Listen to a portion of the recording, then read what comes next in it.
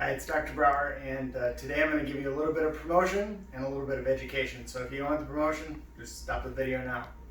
I am a major owner in Bow Labs, but I wanted to show you kind of how we do this so you know how to check your lab work when it comes back, and then just give you a couple of tips on how to do these one-piece implants to get them to look like they have a nice emergence profile so it looks like a conventional implant. So one of the things that we do, if you look here, is we 3D print each of the crowns that are for implants.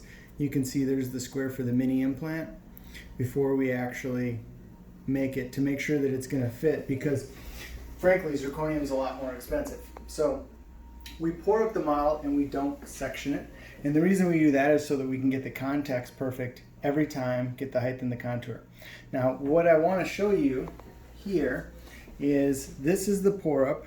So it's poured up more than once actually, of what the tissue looked like. So this doctor placed the margin far down below, which is what we want, so that you can get a really nice emergence profile. But then what we have to do to make it look the same width is actually reshape the model a little bit as well. So I'm going to show you here. Get that off. So I personally take care of all the implant crowns for minis. And you can see I've shaped that so it looks like a real, margin coming up and out of there. And it is down there pretty deep. So what you see here, I want you to see how polished the underside of this is. See how it's very shiny? So one of the things that's interesting with zirconium versus like a PFZ, you can see the emergence there. And in the back, that's how much tissue I took away. So it's going to have quite a bit of pressure on there, and it's going to blanch it white. With zirconium, as I was saying, you can get a hemidesmosomal attachment, just like you get with a zirconium implant, or zirconia implant versus zirconium. Anyway, tissue really likes zirconia, and I use the zirconium implants. I also use the solid zirconium versus the porcelain fused to zirconium, because I want to keep the zirconium against the tissue so it actually attaches. A lot of people will say that the pana butt, which is a ridge lap, it's uncleansable. Well, if you actually get the tissue attachment that you would, then you don't ever have to worry about cleaning it, because it's nice and tight and sealed, so nothing gets there. And it also gives you this really nice emergence profile. To do that, you have to use real zirconium, not any porcelain on the underside, and it's got to be highly polished. There's lots of papers and research on that. So that is how we have a few checks and balances. If our lab does your case, you will not get it with a sectioned model, just because we want to make sure that it fits here, just like it's going to fit in the mouth. So that was one case. I wanted to quick show you another, where if you look here, this is a tough case because there's spacing on all of this, and it's a lot for a mini implant.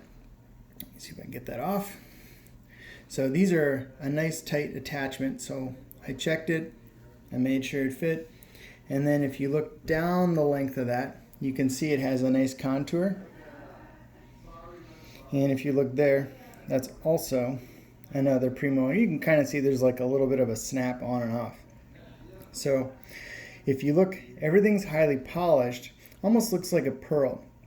If it's too much gloss for the patient's teeth, we just tell people you can actually take Scotch-Brite that you use to polish any of your denture material, and it'll take the extra gloss off it and kind of dull it down a little bit. But we always want to try it in the patient's mouth first, because it's easier to take it down than it is to add it up. So the couple tips for today is solid zirconium versus porcelain fused to zirconium against the tissue for sure. And then highly polished where it touches tissue. And then I like to make sure that it's nice and deep, so you have this great looking emergence profile when it comes out. And so what we do is we just mirrored this tooth. So this is the same size as this here. And then, like I said, I took a diamond and dug it down so that I could get that to come out of there. And then the last tip, of course, is what do you do when you don't have a screw to tighten down to blanch the tissue, to pull it down there into that emergence profile? Well, I use a flexible cement, and the cement is ZOE, zinc oxide eugenol. I put that on there, and I have the patient bite nice and firm, and I just let them leave. I take a PA, it might be open 0.5 millimeter. I have them come back in a week. I take another PA, it's fully seated. I pop the crown off, I put the real cement in. The tissue has this nice adaptation and shape to it. I put ZOE again in and put it back down. It's very easy to use ZOE. It's very friendly with the tissue. So I've actually had really, really good results long term. There's a brand called Final, F-Y-N-A-L, which is a permanent cement made from ZOE. I do like that material, and I hope you enjoyed the tips. This fall we're going to be having our annual meeting for people who do mini implants and conventional implants. It's the gmdia.dental. It's November 13th and 14th in Las Vegas. I hope to see you there. Thank you.